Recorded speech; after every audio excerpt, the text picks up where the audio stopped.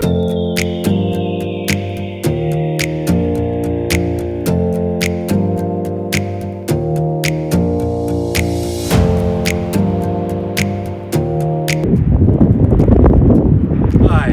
morning and welcome to a walkthrough video, and congratulations on owning your new RV. I'll go through some basics of setting up and the operations of your camper.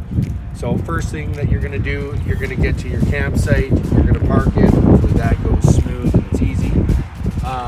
Something I recommend is taking a couple blocks of wood and putting them underneath your jacks. And I'll show you right here. You're going to have a jack here, and you'll have a jack on the other side, and then you'll have two in the back. If they're electric, you're going to find a little switch, and I can show you where the switch is. So it's fairly self-explanatory. You're just going to put it up and down with the switch. If not, you're going to have a crank handle in here, which will go onto your jack head, which would be right here, and you just crank them down. Try not to lift your camper with it, but as soon as they're kind of pressing down and you see it lift a little bit, they're going to be tight and under pressure, and then your camper won't move. So once you've done that, you're going to find your power cord. In the Aspen Trail case, it's going to be on the body. So it'd be right here. If it doesn't, it'll be in the front storage where I showed you, and your camper is going to come with a complimentary 110 adapter, which is going to go into here, so you can plug that into any extension cord. If your campsite has 30 amp, which that's, I would say 90% of campers, that would be this tip. I would recommend just plugging right into that, obviously, and that'll give you the best results. So you're going to plug your camper in, and then you can come to the front of the camper. Now you're plugged in, you're basically ready to go. Starting everything else. Your battery's going to be hooked up, leave it hooked up. Now that you're plugged in, you'll be fine. You're going to open this up, and you're going to turn your propane on.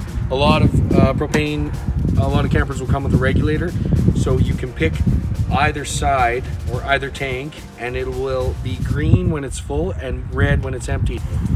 I suggest you're going to run one side, run it out, take that one off when you go to town, or if you're in the little village they have, or maybe they do have somebody that can fill propane, fill that one up and operate off the other one. That way you always know that you've got one full tank there at all times.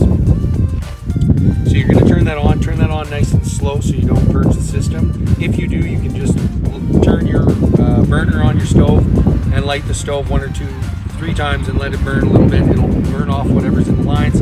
Same thing, just open up the propane tanks nice and slow, and then just leave them open and you'll be fine. So we'll come around here. If you have water at your campsite, you're going to be hooking up to city water, and your city water connection will always be labeled. And sometimes they're grouped together, but if they're not, that's fine. On this camper, they're not, but it's always the same. So your city water connection is where you would hook up your hose to from the campsite, and you're going to put it on here. I recommend using a little pressure regulator. They're about $15. You can ask your parts department for it, less. You're going to hook it up to your city water. It will regulate the PSI so that you don't have too much pressure. But now you won't need your water pump, and you won't need your freshwater tank, because you'll be pumping water into it that has pressure, and it's going to go to all the places in your camper, the toilet, the sink, the shower, all that kind of stuff. It's that simple. Now you have water to your whole camper. If you don't have water, before you leave home or as close to the campsite as possible, you're going to fill up your freshwater tank. And that's always going to be labeled again, freshwater connection or freshwater tank. And that will be a twist off cap. Always is. It looks the same on every camper. You put your hose in here, you fill it up, and it will literally come right out of the hole here, or there's a little screen, it'll come out. Now you know it's full. Before you do that, you're gonna find always directly beneath it, you'll see it. There's a little spout there. It has a cap that goes on it. The blue one, and it's singular, is your freshwater drain. It'll either be a screw-on cap or a valve that you can open and close. Make sure it's closed, obviously, when you fill it. Before you leave the campsite, if you still have water in there, you're going to open the valve, and it can drain as you drive, so you don't have that weight in there as you're going. So once you have your city water, you're hooked up, I'll just make my way around the camper here. Your dumping station is right here. Your dumping station is very self-explanatory. If they're not labeled, your black handle is your black tank, and your gray handle is your gray tank. Your gray is your sink and your shower, and your black is your toilet.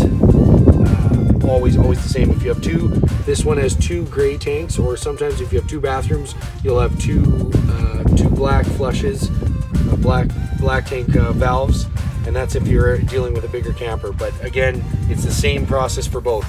You're just going to hook up your hose to here.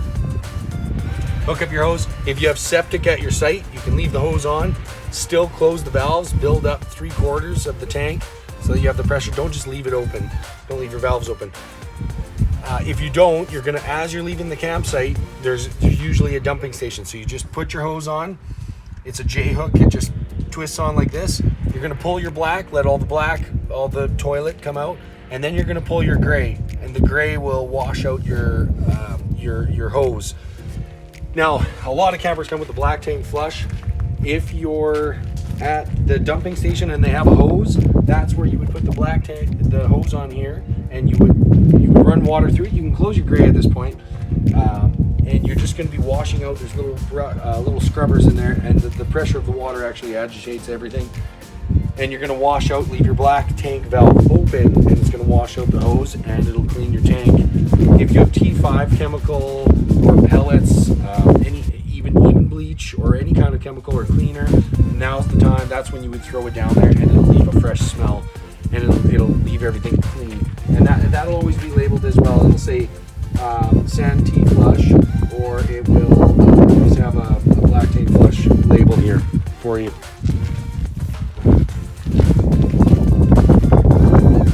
We'll come around this way. This is the back of your fridge. Your fridge is plugged into a 110 inside. It's got a little plug of its own. If for some reason something's not working with your fridge, again, just twist these two little tabs here, and this will come off, and just double check that it didn't wiggle loose. 95% of the time, you will not need to go into the back of this. Your PDI inspection will make sure that everything's working and operational. So that's if something is kind of going wrong. Outside shower, self-explanatory. That's the city water that we talked about. Your water heater, well, your camper's going to come summarized, so you don't need to worry about this. But this is your anoid rod. And the anoid rod, you either have a coated tank or you don't have a coated tank. If you have a coated tank, you'll just have a plug in there. If you don't have a coated tank, you'll have an anoid rod. The impurities in the water will eat this up and chew away at all at the anoid rod, and this should last you quite a few seasons. Depending on how much you use it, obviously. But this will be threaded into here, so you don't need to worry about that when you first get your camper, because that'll all be done for you. You'll see a little switch on here, underneath here. That's for your electric. Some have an electric switch inside, but in order to use the water heater on electric, if it's got it inside, that still needs to be on. But you can leave it off, and you'll be using your water heater on gas probably about 90% of the time. So you filled up with water, you've got pressure, the city water pressure, or you filled up your freshwater tank. And if you filled up your freshwater tank, that's when you use your water pump, because you're going to be pumping the water out of the freshwater tank into all the parts. This is one of those parts. You're going to fill this when you get there, and it's going to fill. This is a pressure release valve. So just before you fire up the water heater, you're going to open this up and just make sure that water's coming out of there. And as soon as water comes out of there, you can just lift it a little bit of water comes out, you can fire up your water heater, and it's as easy as hitting a switch, and I'll tell you how. The city water will automatically fill your water heater. The fresh water, you turn on the water pump, the pump is going to run until it pressurizes all the lines, and it will keep running until the water heater is full. And that's why, again, it's a second measure of safety. You're going to open this up and just make sure there's water in it. It won't kill it if you fire it up without water, but you don't want to run it that way. You will burn your element out or damage the tank. Remember I was telling you about the electric jacks? That's the little switch that I was talking about, extend and retract. If you don't know what that means, outlets, you'll have some outlets on your camper 110. This is the back of your furnace. Again, you don't need to know it. If you put your hand here, you'll feel heat, and that's how you know obviously the furnace is working. Come on in! get into your camper, again, you're gonna look for the panel. And this is the operations of everything, really. So your awning is here. See, this is that electric water heater that I was talking about. So you'd switch that little switch on out there, and you just hit this on, and now you're running off of electric. It's a little coil in the bottom of your water heater. So in the morning, the first person who wakes up, if you're going to be cooking breakfast for the kids, you're going to be doing dishes, the kids are going to be having showers. I don't know who showers when they're camping. I certainly don't. Electric might have a tough time keeping up. It's an afternoon thing. You can kind of use it maybe just before lunch. But in the morning, whoever's wakes up first, it wouldn't be a bad idea. Your propane's already on. All you got to do is hit your gas, and your water heater's going to light. And the flame is going to heat the water very quick. And it'll keep it hot because the water's going to keep flowing into there. That's why electric has a hard time. If you filled up your freshwater tank, and that's the method that you're using to get water, you can leave your water pump on. I wouldn't leave it on all the time, but during the day you can leave it on because it's not going to run. Once it's pressurized, it's not going to run anymore. It only will run as soon as you use water. You'll hear it kick in and out. It's very quiet, so you won't necessarily know it. All your switches here are always going to be labeled. So if you have individual light switches, you can actually leave them on, and this will be a master. So when you walk in, let's say you're coming in at the end of the night, you've got this main row of lights on, or maybe a couple there. If you just flick one of this master switch, they'll all come on. The ones that you obviously have turned on. But that way you can literally hit it right when you come in. The exterior lights are going to be your awning lights or any exterior lights that you might have, usually LEDs. The awning button, extend and retract, it's right here. Same thing with your slide, in and out. I would just highly recommend, if you have any drawers like this, anything around the slide, always double check and make sure that they are not swung open or anything like that. So when you put them in, the big thing is when you get to the campsite, if you're driving, so going in and coming in isn't a big deal, but if it's like this and it catches this flange, that could be a problem.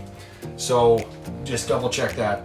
This is your fuse panel. It wouldn't hurt to stop by Canadian Tire or any hardware store and just pick yourself up a pack of automotive fuses, a variety pack, and they'll come in useful everywhere, anywhere from 5 to 40. And your camper consists usually, you've got 110, you've got some 15s, and you've got some 40s. But this is your fuse box, your breaker panel. You probably won't need to go into here. CO2, this isn't battery operated, this is wired right in. This is your CO2. Your stereo and your TV, if the camper comes with a TV, it's all pretty self-explanatory, and there's instructions. And, kids and millennials, they'll know how to operate it better than we do.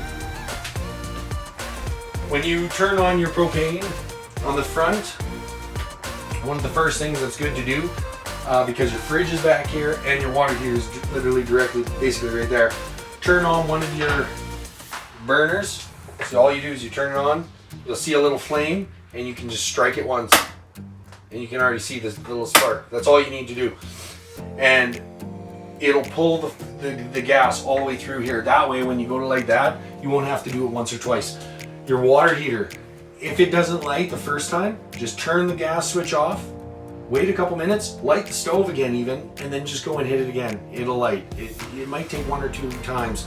And even, especially when you're camping, let's say you get all that propane out, there's a lot of lines in here, and it's got to travel all the way from the front.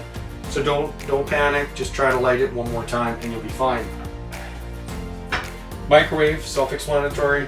If you don't have a striker like this, you are just going to use a barbecue lighter and you're going to light it. All ovens are the same way. There's a pilot light under there. It's almost like lighting a water heater. You're just going to hold this in. You're going to hold it in. Put your barbecue lighter in there. Light it till it catches flame. Let go of that. Turn it on, and it's going to catch. And all ovens are the same way. Your fridge, I can't show you because it's electric, but there's 3 operations on the fridge. 2, sorry. You're going to turn it on, and it's going to have an automatic sign. And your automatic sign is what you're going to run your fridge off at all times. It's always going to be running off of 110. But if the power kicks out in the middle of the night, it will automatically kick over to gas, and it'll keep your food cold. And then when the power comes back on, which it happens a lot up north, when the power comes back on, it'll kick back over to 110. That way you're not burning up your gas. If you are boondocking or you don't have any power, anything like that, when you hit it again, very self-explanatory. You can hit the button a second time and it'll switch over and you can just run it off of gas. So automatic or gas. Those are the only two that you'll have. Some truck campers and some other ones have three-way fridges. So that's basically how to run your camper in a nutshell. And if you guys have any questions, feel free to call us and we'll help you.